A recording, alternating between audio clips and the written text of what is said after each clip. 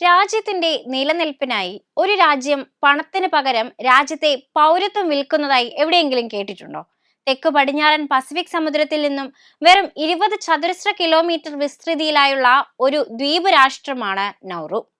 കാലാവസ്ഥാ വ്യതിയാനം ഉയർത്തുന്ന ഭീഷണികളെ ചെറുക്കുന്നതിനുള്ള ശ്രമത്തിന്റെ ഭാഗമായി പണം സമ്പാദിക്കാനാണ് ഈ ദ്വീപ് ഗോൾഡൻ പാസ്പോർട്ട് എന്ന ഒരു പദ്ധതി കൊണ്ടുവന്നത്. സമുദ്രനിരപ്പ് ഉയരുന്നതിന്റെയും മണ്ണൊലിപ്പ് കൂടുന്നതിന്റെയും അപകട സാധ്യതകൾ കാരണം തങ്ങളുടെ ജനസംഖ്യയുടെ ഭൂരിഭാഗവും സുരക്ഷിതമായ സ്ഥലങ്ങളിലേക്ക് മാറുന്നതിനായി ആവശ്യമായ ഫണ്ട് സമാഹരിക്കുക എന്നതാണ് ഈ പരിപാടിയുടെ ലക്ഷ്യം. ഈ ഗോൾഡൻ പാസ്പോർട്ടിൽ ഒന്നിന് കുറഞ്ഞത് $1,50,000 വില. സമ്പന്ന രാജ്യങ്ങളുടെ കാർബൺ ഉദ്വമനം മൂലമുണ്ടാകുന്ന കാലാവസ്ഥാ പ്രതിസന്ധി ഏറ്റവും കൂടുതൽ നേരിടുന്ന ഒരു കുഞ്ഞൻ രാജ്യമായ നൗറു സ്വന്തം രാജ്യത്തിന്റെ ഭാവി സംരക്ഷിക്കുന്നതിനായാണ് ഇത്തരമൊരു കടും കൈക്ക് മുതിർന്നത്.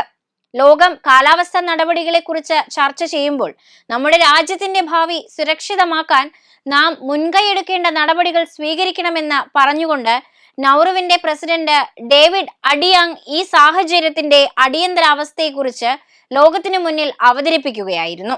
ഈ പൗരത്വ വിൽപ്പനയിൽ നിന്ന് സമാഹരിക്കുന്ന ഫണ്ട് നൗറുവിന്റെ ജനസംഖ്യയുടെ ഏകദേശം 90% പേരെയും മാറ്റി പാർപ്പിക്കുന്നത് ഉൾപ്പെടെയുള്ള അടിസ്ഥാന സൗകര്യ പദ്ധതികൾക്കായി നീക്കിവെച്ചിരിക്കുകയാണ്. കാലാവസ്ഥാ വ്യതിയാനത്തിന്റെ പ്രതികൂല ഫലങ്ങൾ അധികം ബാധിക്കാത്ത ദ്വീപിന്റെ ചില ഭാഗങ്ങളിൽ പൂർണ്ണമായും പുതിയൊരു സമൂഹം നിർമ്മിക്കുക എന്നതാണ് ഈ പദ്ധതിയുടെ മറ്റൊരു ലക്ഷ്യം. ഇതിനായി ഏകദേശം 545 കോടി രൂപ ചെലവ് വരും. വിപുലമായ ഫോസ്ഫേറ്റ് ഖനനം മൂലമുള്ള പരിസ്ഥിതി തകർച്ചയുടെ ചരിത്രവും നൗറുവിന്റെ പ്രതിസന്ധിയെ കൂടുതൽ സങ്കീർണമാക്കിയിട്ടുണ്ട്. ഇത് ദ്വീപിന്റെ ഒരു പ്രധാന ഭാഗത്തെ തന്നെ വാസയോഗ്യമല്ലാതാക്കി മാറ്റി. ഇത്തരമൊരു പദ്ധതി രാജ്യം ആദ്യം ഉന്നയിച്ചപ്പോൾ കാര്യമായ വിമർശനങ്ങളൊന്നും ഉയർന്നിരുന്നില്ല. കാരണം നിലനിൽപ്പ് തന്നെ നഷ്ടപ്പെട്ടുകൊണ്ടിരിക്കുന്ന രാജ്യത്തിന് സത്യത്തിൽ ഇത്തരമൊരു തീരുമാനം എടുക്കുക എന്നത് അത്യാവശ്യമുള്ള കാര്യമാണ്. അതേസമയം ക്രിമിനൽ നേട്ടങ്ങൾക്കായി പദ്ധതി ചൂഷണം ചെയ്യപ്പെടാനുള്ള സാധ്യത കുറയ്ക്കുന്നതിനായി ക്രിമിനൽ ചരിത്രമുള്ള ആളുകൾക്ക് പാസ്പോർട്ട് വിൽക്കില്ലെന്നും നൗറു സർക്കാർ അറിയിച്ചു. ലോകത്തിലെ തന്നെ ഏറ്റവും ചെറിയ റിപ്പബ്ലിക്കാണ് നൗറു. ഒന്നാം ലോക മഹായുദ്ധത്തിനു ശേഷം 1968 വരെ ഓസ്ട്രേലിയ, ന്യൂസിലൻഡ്, ബ്രിട്ടൻ എന്നീ രാജ്യങ്ങളുടെ സംയുക്ത ഭരണമായിരുന്നു ഈ രാജ്യത്ത് നടന്നിരുന്നത്. ഫോസ്ഫേറ്റ് ഖനനമാണ് രാജ്യത്തിന്റെ പ്രധാന വരുമാനം. കിഴക്ക് 300 കിലോമീറ്റർ അകലെയുള്ള കിരിബതിയിലെ ബനാബയാണ് രാജ്യത്തിന്റെ ഏറ്റവും അടുത്തുള്ള രാജ്യം. UK, സിംഗപ്പൂർ എന്നിവയുൾപ്പെടെ 89 രാജ്യങ്ങളിലേക്ക് വിസാരഹിത പ്രവേശനം പോലുള്ള പ്രായോഗിക നേട്ടങ്ങളടക്കം നൗറു പാസ്പോർട്ട് നൽകുന്നുണ്ടെന്നത് ഒരു പ്രത്യേകതയാണ്. വ്യക്തികളെ ഇത്തരം സൗകര്യങ്ങൾ ആകർഷിക്കുമെന്നും കൂടുതൽ ആഗോള ജീവിതം നയിക്കാൻ അവരെ പ്രാപ്തരാക്കുമെന്നും political sociology associate professor Kirsten Surak ചൂണ്ടിക്കാട്ടി. കൂടാതെ ഈ പരിപാടി സർക്കാരിന്റെ മൊത്തം വരുമാനത്തിന്റെ 19% വരെ സംഭാവന ചെയ്യുമെന്നാണ് Nauru economics and climate resilience citizenship പ്രോഗ്രാമിന്റെ CEO എഡ്വേർഡ് ക്ലാർക്ക് പറഞ്ഞത്. ആദ്യ വർഷം ഏകദേശം $5.6 മില്യൺ വരുമാനം നേടാനും പ്രതിവർഷം $42 മില്യൺ വരുമാനം നേടാനും കഴിയുമെന്നാണ് പ്രതീക്ഷയെന്നും കാലാവസ്ഥാ വ്യതിയാനത്തെ നേരിടുന്നതിൽ ഈ സാമ്പത്തിക നേട്ടം നൗറുവിന് വളരെ നിർണായകമാകുമെന്നും അദ്ദേഹം പറഞ്ഞു. അപകട സാധ്യതകൾ കുറയ്ക്കുന്നതിനും അർഹരായവർക്ക് മാത്രമേ നൗറുവൻ പൗരത്വം നൽകുന്നുള്ളൂവെന്ന് ഉറപ്പാക്കുന്നതിനും കർശനമായ പരിശോധനാ പ്രക്രിയകൾ ഈ പ്രോഗ്രാമിന് ഉണ്ടാകുമെന്ന് അധികൃതർ അറിയിച്ചിട്ടുണ്ട്. ക്രിമിനൽ പശ്ചാത്തലമുള്ള വ്യക്തികളെയും ഐക്യരാഷ്ട്രസഭ ഉയർന്ന അപകട സാധ്യതയുള്ളതായി കണക്കാക്കുന്ന രാജ്യങ്ങളിൽ നിന്നുള്ളവരെയും ഇതിൽ നിന്നും നേരത്തെ വിലക്കും. സുവർണ പാസ്പോർട്ട് എന്ന ആശയം രാജ്യം മുന്നോട്ട് വെക്കുന്നത് ഇതാദ്യമല്ലെങ്കിലും നേരത്തെ 2003 2 അൽ-ഖ്വയ്ദ അംഗങ്ങൾക്ക് രാജ്യം പൗരത്വം നൽകിയതായി റിപ്പോർട്ടുകൾ വന്നതിനെ തുടർന്ന് പദ്ധതി പരാജയപ്പെടുകയുണ്ടായി.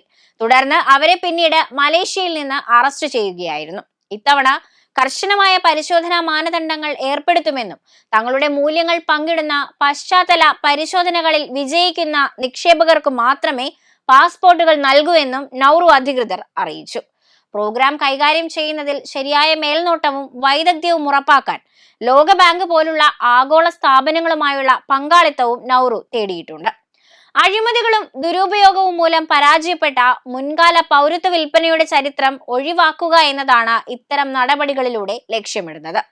കാലാവസ്ഥാ വ്യതിയാനം മൂലം ബുദ്ധിമുട്ടുന്ന രാജ്യങ്ങൾ അവരുടെ രാജ്യത്തിന്റെ സുരക്ഷിതത്വം ഉറപ്പാക്കാൻ പാടുപെടുന്ന വെല്ലുവിളികളാണ് നൗറുവിന്റെ ഇത്തരം നടപടികളിലൂടെ വെളിച്ചത്തു വരുന്നത്.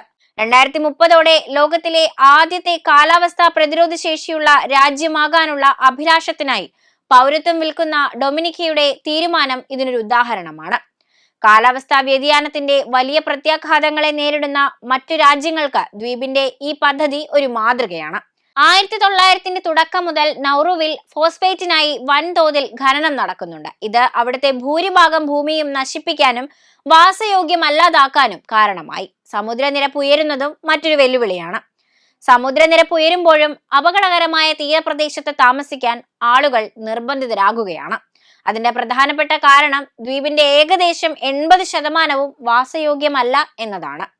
ഫോസ്ഫേറ്റ് ഖനനം ഉണ്ടാക്കുന്ന ഇത്തരം പ്രത്യാഘാതങ്ങൾ കണക്കിലെടുത്ത് നൗറു വരുമാനത്തിനായി ഇതര സ്രോതസ്സുകളെ തേടിയിരുന്നു. 2000 തുടക്കം മുതൽ അഭയാർത്ഥികൾക്കായി ഓസ്ട്രേലിയയുടെ ഓഫ്ഷോർ തടങ്കൽ പാളയങ്ങൾ നൗറുവിൽ പ്രവർത്തിച്ചു വന്നിരുന്നു. പക്ഷേ തടവുകാരുടെ മരണത്തെ തുടർന്ന് ഈ പരിപാടിയും പരാജയപ്പെട്ടു. ലോകബാങ്കിന്റെ കാലാവസ്ഥ അപകട സാധ്യതാ പ്രൊഫൈൽ സൂചിപ്പിക്കുന്നത് പ്രകാരം നൗറു കാലാവസ്ഥാ വ്യതിയാനത്തോട് വളരെ സെൻസിറ്റീവായ രാജ്യമാണെന്നും 2050 ആകുമ്പോഴേക്കും സമുദ്രനിരപ്പ് 15 മുതൽ 30 സെന്റിമീറ്റർ വരെ ഉയരുമെന്നുമാണ്. അത്തരം ഭീകരമായൊരു മുന്നറിയിപ്പ് മുന്നിലുള്ളപ്പോൾ രാജ്യത്തിന്റെ നിലനിൽപ്പിനായി ഇത്തരം പദ്ധതികൾ നടപ്പിലാക്കി അതിലൂടെ ആളുകളുടെ സുരക്ഷിതത്വം ഉറപ്പാക്കുക എന്നത് ദ്വീപിനെ സംബന്ധിച്ച് നിർണായകമാണ്.